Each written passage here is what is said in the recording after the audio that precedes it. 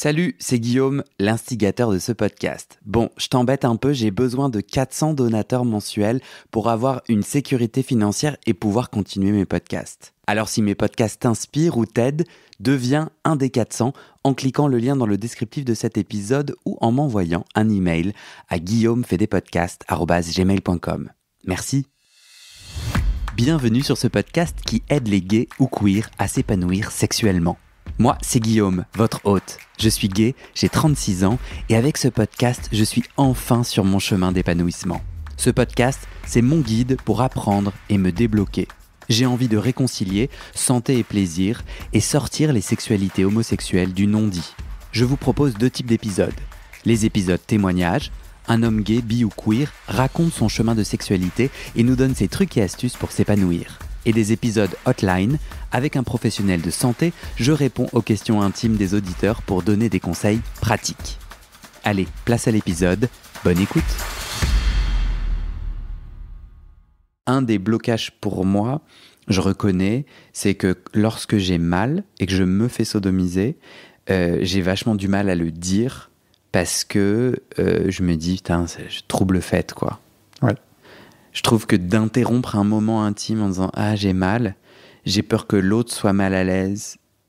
Et puis, du coup, je sais pas trop aussi pourquoi j'ai mal. Enfin, j'ai pas trop de solutions. Donc, à part juste dire stop, j'ai l'impression que c'est un peu triste. Je suis déçu. Tu parlais de communication qui est juste fondamentale. Et moi, il y a j'ai en tête un actif pour qui le fait de faire mal à l'autre, de me faire mal, était très important. Il voulait surtout pas me faire mal. Et si je lui disais que j'avais mal, ça le bloquait, ça le faisait débander. Voilà. Donc, je pense que la majorité des actifs sont sensibles à ça et sont la majorité des pénétrants, en fait, peuvent aussi être pénétrés. Moi, je dirais pas la majorité. Enfin, moi, il y a des gens qui nous écoutent de Nouvelle-Calédonie, des gens qui habitent en ville et hors des villes et tout. Non, on peut pas dire ça. Non. En tout cas, il y a des versats qui savent que la pénétration peut être Bien douloureuse. sûr. Et donc, ça peut s'entendre de se dire, à ce moment-là, c'est douloureux. Mais moi, mon blocage, il est pas dans ma peur de comment je vais être réceptionné. C'est trop bizarre, mais c'est vraiment que dans mon univers intime où je me dis, ça me saoule d'être un bloquant. Mais après, en vrai, tu vois, si mon partenaire me fait « Ah, t'as mal, je m'en tape », pour te dire qu'il est tombé sur la mauvaise personne, quoi. Tu vois, j'ai pas peur de la réaction, mais c'est bizarre. Je crois que ce que je voulais souligner, c'était plus, j'ai envie que ça se passe bien, tu vois. J'ai pas envie d'être là en train de verbaliser, ah, il y a un souci. Et ça a plus c'est plus en lien avec ma personnalité, tu vois, de perfectionniste ou, je sais pas, de mec qui a des problèmes. C'est marrant parce que moi, je suis tombé sur l'opposé. Je suis tombé sur un mec qui aime pénétrer et qui aime que je lui dise que j'ai mal. Ouais. Hashtag homophobie internalisée. Bon, c'est pas lui qui me l'a dit, c'est moi qui, offre le badge très régulièrement, gratuitement, un peu à tout va. Mais ouais, il y avait peut-être une... Et puis c'était quelqu'un qui était pas out. Donc c'était quelqu'un qui ne disait pas qu'il était... qui ne parlait pas de son orientation sexuelle et qui était apparemment marié à une femme. Je l'ai découvert. Ok. Bon. Il y a plein de raisons d'avoir envie de faire mal à quelqu'un d'autre. Soit. Ouais, j'ai quand même décidé qu'il avait de l'homophobie internalisée. Mais non, mais t'as raison, j'en sais rien. Mais ouais, du coup, je pense que je suis pas le seul à avoir envie que le rapport sexuel se fasse sans encombre, comme une ligne droite, et qu'il n'y ait pas d'accident ou de blocage ou de... Et tu vois, j'ai l'intuition que moi, j'ai envie de changer ça et d'être en capacité de dire, tiens, et ça revient un peu à nos points autour de l'envie, du désir. Ouais. Tu vois. Mais faut prendre conscience aussi que c'est une zone qui est naturellement pas pénétrée. Habituellement, c'est plutôt une zone d'évacuation. Donc, il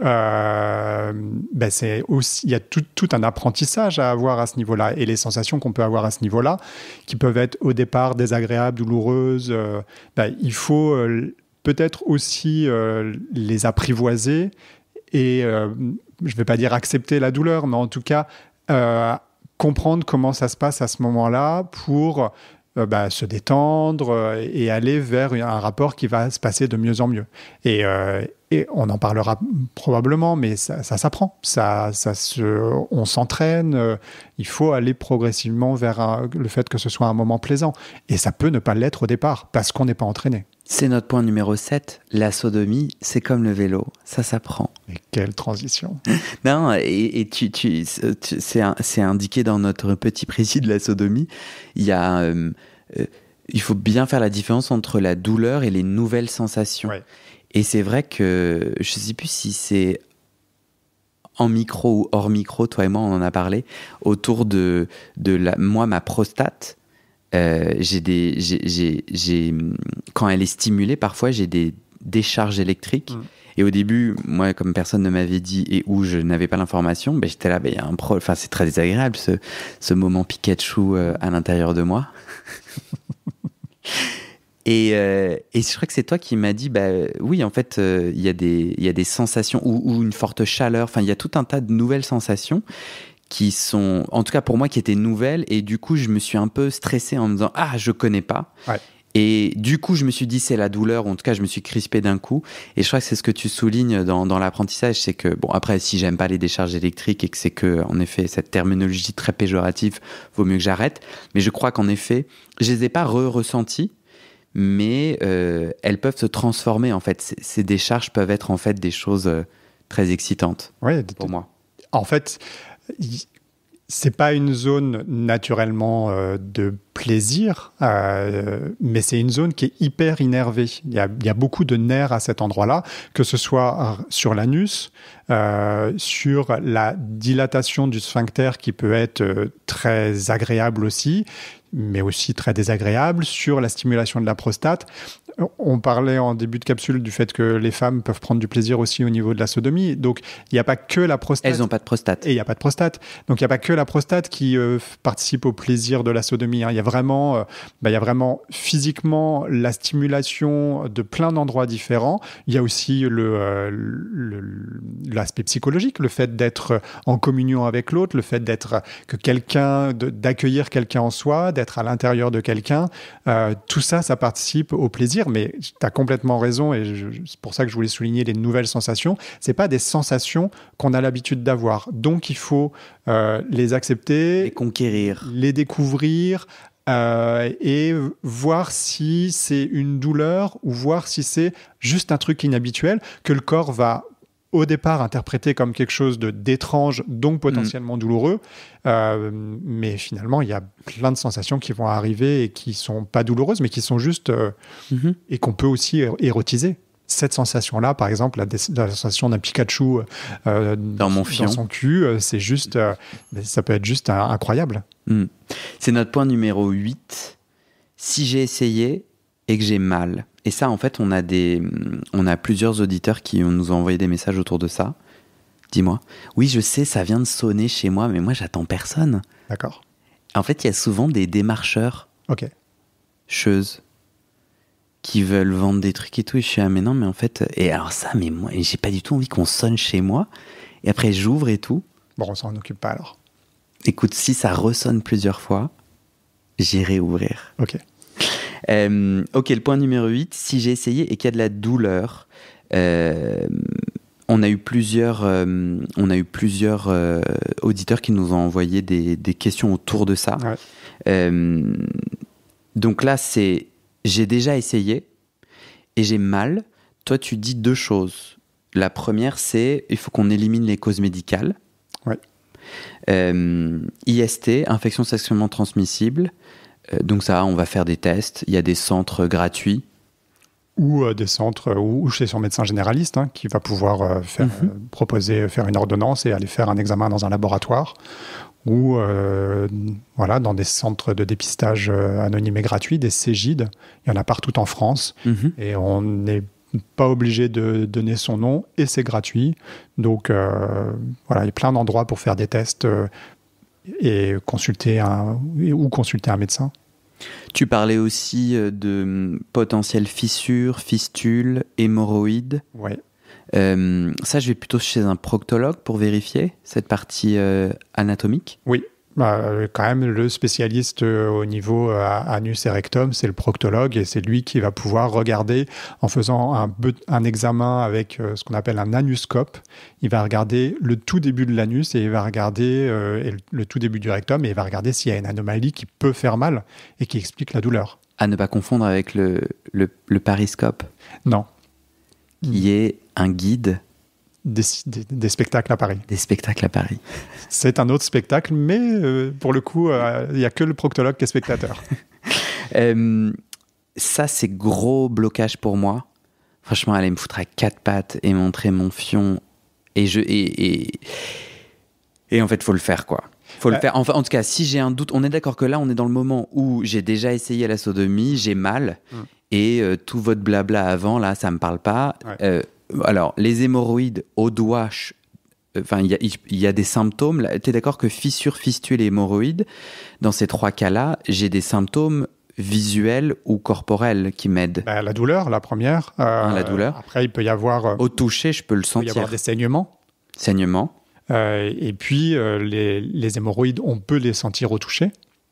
Fistules et fissures, non, on ne les sentira pas. Okay. La fistule, on ne la sentira pas. La fissure, on peut la sentir.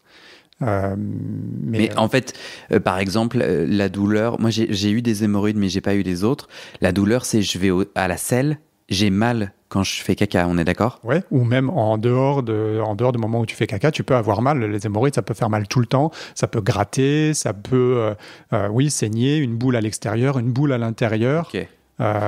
Ok, du coup, si jamais j'ai mal que quand j'essaye la sodomie ou quand je me doite, mais pas ailleurs. Mais pas à d'autres moments. Mais pas à d'autres moments. On est d'accord que c'est pas possible d'avoir une fistule, une fissure ou des hémorroïdes. Si, bien sûr. Si. Oui, oui. Okay. Donc on peut quand même aller checker avec un médecin pour vérifier que cette partie organique, ça va ou au contraire traiter. Exactement.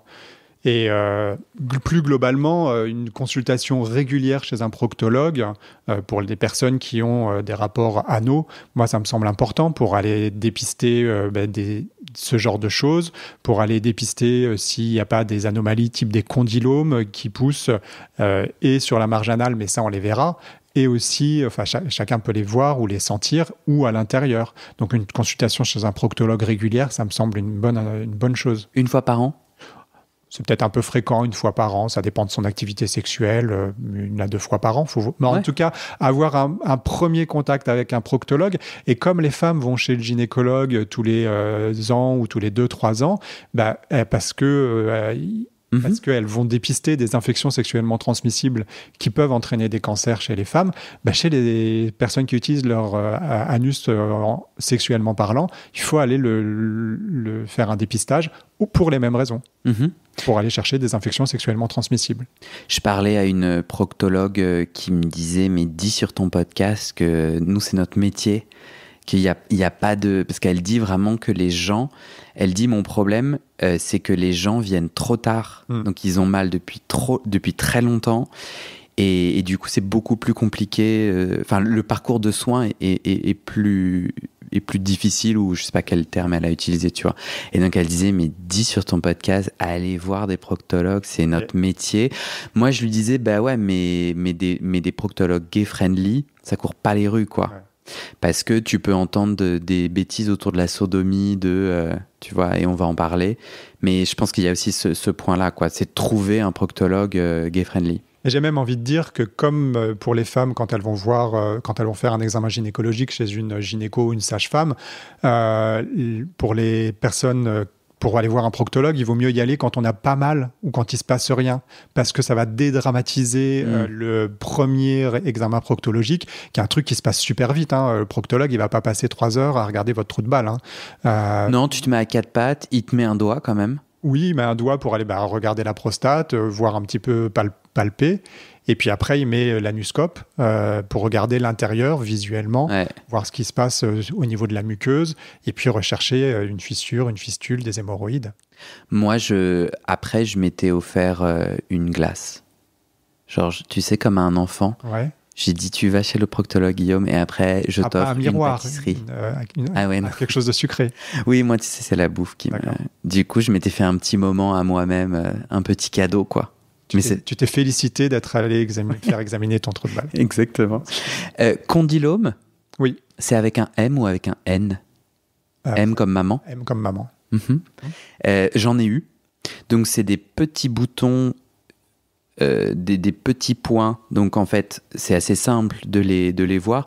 Je me mets un doigt. Si je sens un petit point, des petits points, ouais. Je ne suis pas censé sentir sur ma muqueuse des petits points. Ça n'existe pas. Non, en fait, si tu t'es jamais mis de doigt et que tu sens un truc, est-ce que finalement, c'est pas une chose habituelle ou est-ce que c'est une chose nouvelle? Donc, alors, je peux avoir... Attends, ma muqueuse n'est pas forcément lisse? Ah ben non, la muqueuse, c'est pas lisse. La muqueuse, c'est plein de replis. Soit, mais tu sais, moi, un petit point dur... Oui, les condylomes, c'est très particulier, ouais, tu vois. Est-ce qu'une muqueuse peut avoir un petit point dur comme une peau peut avoir un grain de beauté? Non, a priori, non. C'est... Ok. Donc, a priori... Moi, j'ai envie de dire, si tu t'auto-examines, que tu mets un doigt et que tu trouves qu'il y a un truc étrange, bah, faut aller le montrer. Ouais. Voilà. Et le professionnel qui va aller regarder, il va te dire si c'est étrange ou si c'est normal. Pour trouver un proctologue gay-friendly, peut-être que, par exemple, j'appelle un centre LGBT médical et je pose la question, je dis, voilà où j'habite, est-ce que vous auriez Et souvent, ils ont des professionnels qui peuvent recommander s'ils n'ont pas des proctologues dans leur centre à eux. Exactement, ouais. On va terminer cette première partie.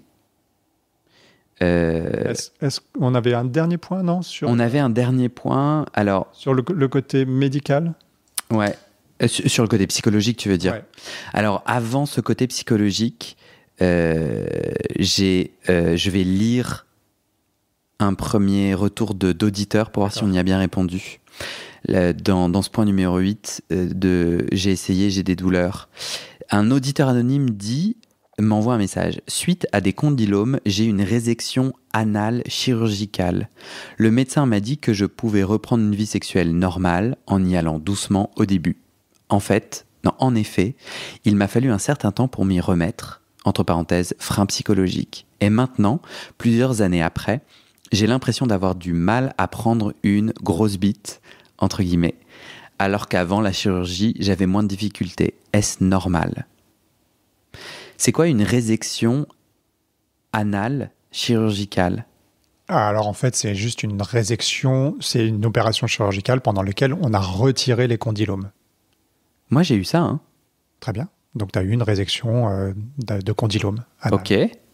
Donc, l'auditeur, il a eu comme moi. Ouais. Et il dit que depuis, il a plus de mal à avoir une pénétration. Ouais. Est-ce que du coup, une telle pratique chirurgicale impacte ma capacité à être pénétré ? A priori, non. En fait, il n'y a pas de conséquences. Là aussi, il y a un examen qui est nécessaire si on a vraiment des douleurs post-chirurgicales pour voir l'état de l'anus. Toute opération chirurgicale va créer des cicatrices. Et des cicatrices, ça peut faire mal quand elles sont étirées, quand elles sont au moment de la pénétration. Donc, mais la plupart du temps, la résection des condylomes, notamment, elle est très superficielle et ça cicatrise très bien et ça fait pas mal après un certain temps. Il faut laisser le temps à l'anus de cicatriser. Donc non, ça peut pas créer de douleur sur le long terme. L'auditeur le dit, frein psychologique. Il y a probablement le fait qu'on ait touché à cet endroit-là, la crainte que soit que les condylomes reviennent, ce qui n'est pas du tout une crainte, puisque en fait, le papillomavirus, il l'a déjà, donc il peut refaire des condylomes indépendamment du sexe, soit que toucher à cet endroit-là, ça a été associé peut-être à un moment très douloureux au moment de l'intervention chirurgicale, et du coup, le corps garde en mémoire que quand on touche à cet endroit-là, ça fait mal. Du coup, moi, j'ai le HPV, puisque j'ai des condylomes. Oui. Le papillomavirus. Le papillomavirus. Et du coup, c'est dangereux d'avoir le HPV ? Alors, peut-être qu'on fera une capsule spécialement sur le HPV parce que c'est un sujet très intéressant. C'est un virus une famille des virus qui est très diffusée dans l'ensemble du monde. Et à peu près 70 à 80% des gens sont porteurs du papillomavirus, des papillomavirus. Et la famille des papillomavirus, c'est 200 virus différents. Il y a des virus qui vont donner des condylomes, et c'est pas grave, c'est complètement bénin, c'est pas très beau, mais ça n'a aucune conséquence. Et il y a des papillomavirus qui vont pouvoir donner des cancers s'ils s'installent, que le corps ne les élimine pas. Et donc, ça peut donner des cancers chez la femme du col de l'utérus, chez ceux qui ont un rapport anal, un cancer de l'anus, ou des cancers des voies digestives supérieures, de la gorge, de l'œsophage, du pharynx. Voilà. C'est en ça aussi que c'est important d'aller voir un proctologue régulièrement, parce que le proctologue, il va pouvoir déterminer s'il y a une lésion étrange qui peut faire penser à un cancer. Super. Non, super n'était pas la bonne réponse, mais très clair. Je te remercie. Autre auditeur. Bonjour Guillaume, une question pour la hotline du cul. En écoutant la série sur les lavements, série précédente que j'invite toute personne à écouter, je me suis interrogé sur l'incidence de la sodomie sur la santé de l'anus et du rectum. A priori, cet orifice n'est pas le résultat d'une évolution particulière visant à en faire le réceptacle parfaitement conçu pour une copulation. Cette phrase est très intéressante. On entend régulièrement dire qu'il est fragile et couvert d'une muqueuse sensible. C'est peut-être assimilable à de l'homophobie internalisée, mais j'ai tendance à penser que, mis à part le plaisir que cela procure, ce n'est pas une pratique très bonne pour la santé. Quels sont les risques de cette pratique sexuelle ? Outre les MST, y a-t-il des risques de traumatisme pouvant conduire à des séquelles embêtantes ou dangereuses ? Je pense par exemple à des fissures anales dures à guérir ou à des incontinences dues à une perte d'élasticité des sphincters. En gros, est-ce que la sodomie peut avoir un impact sur la santé ? Je précise que c'est une pratique sexuelle pour laquelle j'ai une certaine curiosité en tant que pénétré potentiel, mais je n'ai jamais pratiqué. Si je trouve le bon partenaire, j'aurais envie d'essayer, mais au-delà de la difficulté de trouver la bonne occasion, j'hésite et je suis réticent car j'ai un historique de crise d'hémorroïdes et surtout de fissures anales. Heureusement, elle n'a jusqu'à présent pas été vraiment douloureuse, mais je n'ai jamais réellement pu m'en débarrasser définitivement et je sais qu'en cas de trouble du transit ou de période de stress, elle est prompte à réapparaître et à ressaigner, ce qui n'est pas agréable et toujours un peu inquiétant. Bien que j'en ai envie, j'ai peur de me faire exploser l'anus en pratiquant la sodomie. Pardon, j'étais surpris par exploser l'anus en pratiquant la sodomie au sens propre, sans mauvais jeu de mots. Je vous remercie tous les deux pour vos éclairages et vos conseils. Alors, la sodomie n'est pas risquée, mais la sodomie, et c'est l'objet de notre capsule aujourd'hui, il y a des préalables, et je pense que si on a une fissure anale non guérie, oui, ça peut faire mal. Donc en fait, ça va pas entraîner fissure, hémorroïdes, incontinence. Ah ouais, la sodomie n'entraîne pas ça. Non. Imagine, je me fais sodomiser tous les jours à 8h40. D'accord. La sodomie très régulière ne va pas impacter mon sphincter ou mon anus. Non.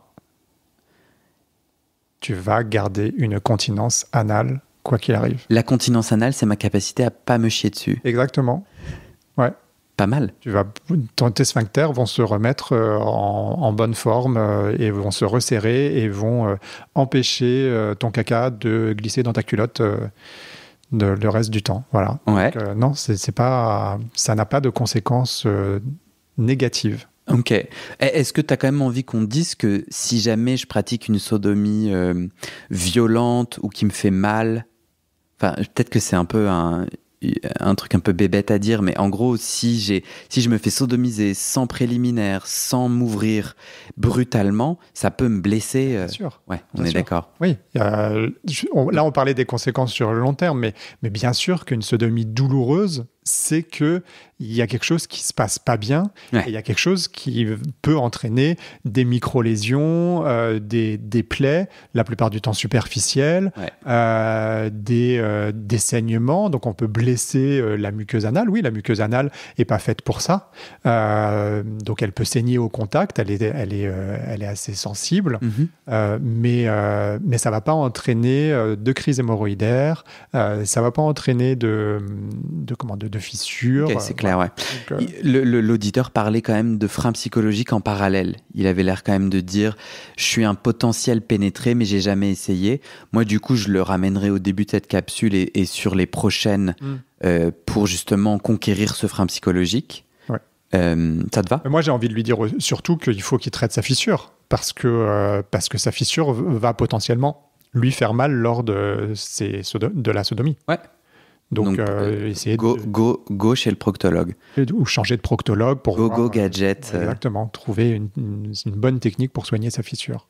Dernier point, il dit j'ai peur de me faire exploser l'anus. Ouais. Bah du coup, peut-être on commence pas par se faire exploser l'anus. Peut-être qu'on...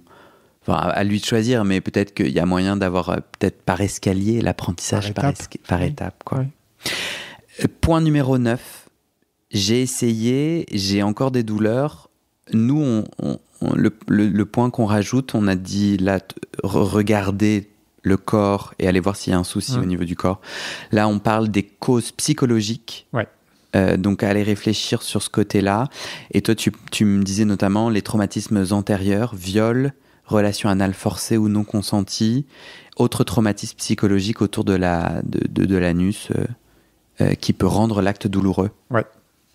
Parce que la question de la pénétration anale, on va voir qu'on a des techniques de pratique pour se faire pénétrer, mais je veux dire, c'est possible de se faire pénétrer sans que ce soit douloureux. Et la question, c'est avant tout une question psychologique. On a parlé quasiment que de ça depuis le début de notre échange. Donc, c'est avant tout accepter de se faire pénétrer. Et si on a eu des traumatismes, des choses graves qui se sont passées à ce niveau-là, eh ben on va pas réussir à se détendre. Ça va forcément être douloureux et il faut réfléchir aux causes psychologiques et voilà, le viol, les violences sexuelles, quelles qu'elles soient, sont un frein majeur à une sodomie qui va bien se dérouler. Donc il faut s'en rendre compte. Exactement, et deux, peut-être prendre conscience, et deux, peut-être aller consulter si jamais on le sent pour faire un travail thérapeutique. Ouais. Autour de ça, essayer de résoudre ce qui s'est passé à ce niveau-là. On en parlait avec la question précédente sur une chirurgie qui a pu mal se passer, sur des séquelles d'une fissure qui ne se guérit pas, et puis avant tout sur un rapport sexuel non consenti et violent. Et tout ça créant du coup des inquiétudes psychologiques avec un vrai impact sur sa capacité à pas avoir mal, quoi. Exactement, des blocages, de la non-envie, du non-désir, qu'il soit conscient ou inconscient. C'est la fin de ce top 10, puisque c'était pas un vrai top 10. On n'en avait que 9 points. Gros mytho. Mais c'était un très bon top 10. Peut-être que je l'appellerai le top 9. Ouais. Ou peut-être qu'on a oublié des choses et qu'on nous rajoutera des points dans les commentaires. Ça serait cool. Les gens peuvent, tout auditeur, toute auditrice peut bien entendu envoyer un message à la hotline. Dans le descriptif de cet épisode, j'ai maintenant un site pour le podcast qui est un peu plus fourni, dans lequel il y a la marche à suivre pour poser sa question dans la hotline. Et en effet, si on a loupé des points, n'hésitez pas. Ça te va ? Parfait. Merci Thomas. Merci Guillaume.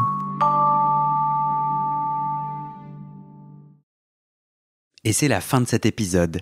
Vérifiez dès maintenant si la suite est déjà publiée. Sinon, vous pouvez vous abonner à ce podcast sur votre plateforme d'écoute pour être alerté dès la sortie des nouveaux épisodes. Et si vous aimez les témoignages intimes comme celui que vous venez d'écouter, j'ai 2 autres podcasts qui pourraient bien vous plaire. Je vous les présente. Histoire de devenir moi. Ça, c'est un podcast dans lequel des gens ordinaires me racontent un tournant déterminant pris dans leur vie. Ils racontent le déclic qui a tout changé et comment ils sont devenus un peu plus eux-mêmes. Ma dernière séance de psychanalyse. Ça, c'est un podcast dans lequel des gens me racontent leur dernière séance sur le divan et comment la psychanalyse les a aidés, ou pas. Et d'ailleurs, c'est avec ce podcast que j'ai gagné le prix du meilleur podcast de conversation en 2022. Alors pour écouter ces podcasts, vous pouvez tout simplement taper les titres dans la barre de recherche de votre plateforme d'écoute. Mais je vous mets aussi dans le descriptif de cet épisode les liens pour écouter ces podcasts et les liens de mes réseaux sociaux pour découvrir les coulisses de mon aventure de podcasteur et aussi la page de dons pour soutenir mon travail et mes podcasts. En tout cas, n'hésitez pas à m'envoyer vos retours et vos réactions à guillaumefaidespodcasts@gmail.com ou sur mes réseaux sociaux. Ça me motive énormément de savoir que ces histoires naviguent et résonnent, ou pas d'ailleurs. Allez, merci pour votre écoute et à très bientôt dans vos oreilles.